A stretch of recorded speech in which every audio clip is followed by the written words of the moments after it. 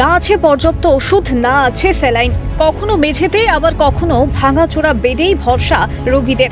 এক কথায় শিখেই উঠেছে চিকিৎসা পরিষেবা। গেটের বাইরে বড় বড় করে লেখা মালদাহের মালতীপুর গ্রামীণ হাসপাতাল, কিন্তু চিকিৎসা পরিষেবা কোথায়? আর কোথায় চিকিৎসক?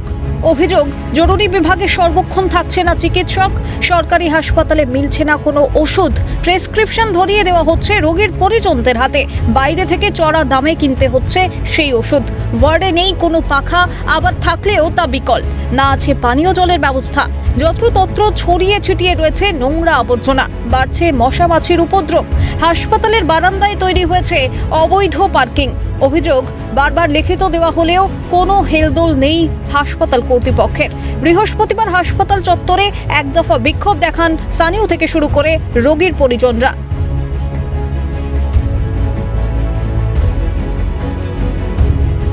মালদার মালতীপুর বিধানসভা, মালদা জেলা তৃণমূলের সভাপতি আব্দুর রহিম বক্সি, তিনি এই বিধানসভার বিধায়ক।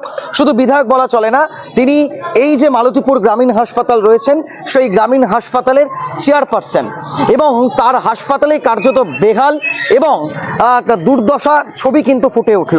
বেড কিন্তু সঠিকভাবে নেই, আবার বেড থাকলেও সেখানে শয্যা নেই, পাশাপাশি বাথরুম থেকে শুরু করে হাসপাতাল চত্বর কার্যত নোংরা আবর্জনায় পরিপূর্ণ হয়েছে। একটা দুটা খালি সেলাই দিয়েছে আর বলছি কি দিদি পয়সা দাও, ওষুধ নিয়ে আসো কিনা। আমি বলছি আমি বুড়ি মানুষ, আমার কই নাই, আমি কোথায় পাবো পয়সা, আমার চিকিৎসা হয় না। রাত্রে বেলা খুব জ্বর আসছে, ভাউলের মতন কাঁপতে কাঁপতে কাঁপতে কাঁপতে। চিকিৎসা হচ্ছে না, চিকিৎসা হচ্ছে না কিছু। তাহলে কি বাড়ি ফিরে যাবে? বাড়ি চলে যাবে, আর থাকবো না এখানে। বাইরে জল নেই, জল কাপড় খাঁচতে পাই না, খেতে পাই না জল।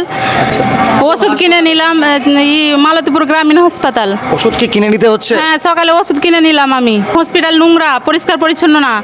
বেড পেয়েছেন? বেড পেয়েছি, পাংখা পাইনি। টাকা চাইছে? হ্যাঁ, 3000 টাকা, না তো অসুবিধা নাই, করবে না। কে টাকাটা চাইছে? না, ওই ডাক্তার। আচ্ছা, তো আপনি কি টাকা দিয়ে করাবেন? না, আমরা করছি যে আমরা টাকা দিয়ে করবো না। মালতীপুর সহ আশেপাশের আরও বেশ কয়েকটি এলাকা থেকে সাধারণ মানুষ আসেন চিকিৎসা করাতে, কিন্তু হাসপাতালের বেহাল দশা দেখে রীতিমতো চিন্তা ধরাচ্ছে রোগী পরিজনদের। সুস্থ হওয়ার বদলে আরও অসুস্থ হয়ে যাওয়ার আশঙ্কা। 850, 350, এবার এখন দিলাম 950 মাংছে, 950। ঠিক বন্ধ দেখছি, আজকে দেখলো হয়তো, আজকে আসলো না, একবার দেখলো তারপর কালকে আসলো, সময় মতন আসছে না। পেশেন্ট পার্টির মানুষজনের দিক থেকে আমাদের কাছে একাধিকবার অভিযোগ আসছে যে এখানকার হসপিটালে ভালো চিকিৎসা হচ্ছে না। এই হসপিটালে ডাক্তারবাবুরা 3 টাইম পেশেন্টকে ঠিক মতন দেখছেন না। ওনার তো কোনো ভূমিকায় আমরা দেখতে পাচ্ছি না। মানুষের মুখ থেকে শুনলাম, কখনো দেখলাম না যে হসপিটালে এসেছে। হসপিটালে ব্যবস্থাপনা কি আছে? লোকাল বিধানসভার বিধায়ক হিসাবে ওনার কোনো ব্যবস্থাপনা নাই। বিষয়টি ঊর্ধ্বতন কর্তৃপক্ষকে জানানো হয়েছে। দ্রুত সমস্যা সমাধানের আশ্বাস দেন মালতীপুর গ্রামীণ হাসপাতালের ব্লক স্বাস্থ্য আধিকারিক।